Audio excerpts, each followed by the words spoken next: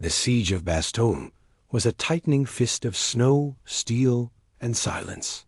In the cellar of a shelled-out rectory, the men of the 101st Airborne waited, a brotherhood bound by cold and dwindling hope. Private First Class Leo, a watchmaker's son from Providence, lifted his head. The sound was coming from behind a pile of fallen masonry in the corner. He crept over, expecting a booby trap, and found an old man. And he was meticulously, lovingly, winding the rectory's grandfather clock. The clock was a magnificent ancient thing, its oak case scarred by splinters, its face cracked. But its pendulum, now under the old man's gentle urging, swung with a steady, sovereign grace. Tick, tock. Are you mad? Leo whispered in his schoolboy French. The Germans are everywhere. They'll hear. The old man didn't stop. They have plenty of explosives, but do they have any time? I think not. I am simply reminding them what they are up against. He said it not with defiance, but with the serene logic of a man who had spent 60 years in conversation with gears and chimes. Leo was ordered to get the old man to the aid station, to safety. He refused. Every morning, as the shelling began its dreadful overture, Monsieur Chardin would appear. The ritual took 3 minutes. They would listen to the tick-tock cutting through the rumble. It was a sound from a world before the war, a world of Sunday mornings and measured, predictable progress. One morning, a German shell landed directly in the rectory garden. The concussion was enormous.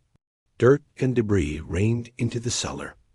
When the dust settled, the clock had stopped. A large crack split its case from top to bottom. It felt like an omen. The one piece of order in their universe had been broken. Monsieur Chardin did not groan. He walked to the clock, his face grave. He studied the damage. Then he looked at Leo.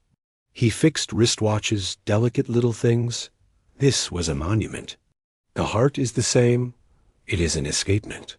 It is a wish to keep going. Leo, the watchmaker's son, and Monsieur Chardin, the clock winder, performed surgery. They used a piece of wire from a ration box to brace the great cracked spine of the case. Leo, with tools from his kit meant for tiny watch springs, carefully reset the escapement mechanism, his world shrinking to the size of a single crucial tooth on a brass gear. Finally, Monsieur Chardin lifted the weights. The pendulum gave a reluctant, shallow swing. Tick, silence. Tock. Then, on the third push, it caught. Tick-tock. The rhythm was back, but different. A little slower, with a soft, wooden groan on each swing from the wounded case. It was the sound of a heartbeat after a grave illness week, but stubborn. The men cheered. But it didn't matter. It wasn't there to tell the hour. It was there to mark the hour, when Patton's tanks finally broke through. The first thing the relieving troops heard as they entered the shattered village wasn't gunfire. Monsieur Chardin was standing beside it, winding it. He nodded to the American soldiers as if they were late for an appointment. He had won his own private war, not against the Germans, but against chaos. He had proven that as long as there was one man left to wind it, time would not surrender. In the siege of Bastogne, the 101st held the line. But the clock winder held the tempo.